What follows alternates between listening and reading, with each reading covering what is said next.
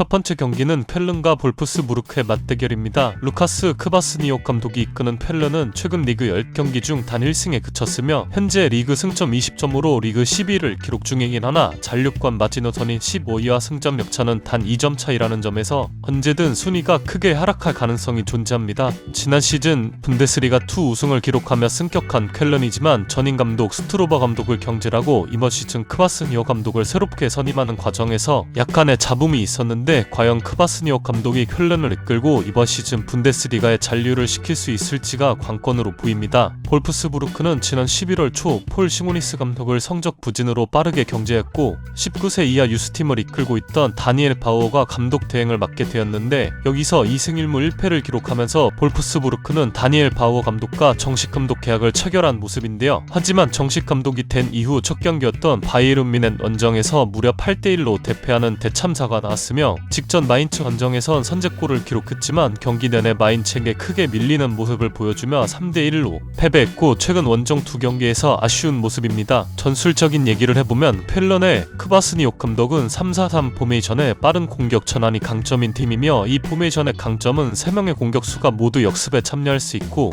간헐적으로 좌우 윙백이 오버래핑하여 공격 숫자를 빠르게 늘릴 수 있다는 점이 있습니다. 실제로 쾰른은 이번 시즌 분데스리가에서 바이에른 뮌헨 다음으로 가장 많은 역습 상황 득점을 기록한 팀이죠. 반면 볼프스부르크의 바우어 감독은 크리스탄 에릭센이나 막시밀리안 아르놀트 같은 볼을 다루는 능력이 좋고 시야와 패스 능력 등 팀이 안정적으로 볼을 소유할 수 있게 만들어주는 미드필더들을 기용하는 것을 선호하며 경기를 자신들의 템포로 이끌어가려 하는 스타일인데요. 결론을 내보면 쾰른의 빠른 전환과 압박 템포는 점유 기반 운영을 선호하는 볼프스부르크의 템포 조절을 어렵게 만들 수 있을 것이라 생각합니다. 볼프스부르크의 직전 마인츠전 패배 경기를 보면 공격 시 이선과 수비 간격이 벌어지는 장면들이 자주 나오는데 아무래도 에릭센과 아르놀트가 나이로 인해 떨어진 기동성으로 파생되는 약점이라 생각되며 공수 전환이 느린 이 부분을 카운터 어택에 강점이 있는 쾰른이 공략할 경우 좋은 결과를 낼 가능성이 높지 않겠나 하는 결론을 내려보며 쾰른의 승리로 추천드립니다. 다음은 라치오와 제노아의 경기입니다. 이번 시즌 리빌딩 시즌을 보내고 있는 사리 감독의 라치오는 현재 리그 9위를 기록 중이며 유럽 대항전 진출이 가능한 6위 코모와 승점 격차는 11점으로 크게 벌어진 상황인데요. 사실 라치오가 이번 여름 이적 시장 징계로 영입을 전혀 할 수 없었던 반면 오히려 겨울엔 비행두지와 카스테야노스 같은 주축 자원들을 판매했기 때문에 라치오는 이번 시즌 강등만 당하지 않는 선에서 다음 시즌을 준비하는 것이 정배로 보입니다. 제노아는 이번 시즌 리그 9라운드까지 승리 없이 0승 3무 6패를 기록했던 비에이라 감독을 경질한 이후 지난 11월 다니엘레 데로시 감독을 새롭게 선임했고 데로시 감독이 오면서 승점을 차곡히 쌓고 있는 모습으로 9라운드 기준 18위 강등권이었던 순위는 데로시 감독 부임 이후 13위까지 크게 상승하며 감독 교체 효과를 톡톡히 보고 있는 제노아입니다. 일명 사리볼이라고 부를 정도로 확고한 전술 철학이 있는 사리 감독이지만 그 사리볼을 소화하는 필수 조건 중에 하나가 6번 미드필더,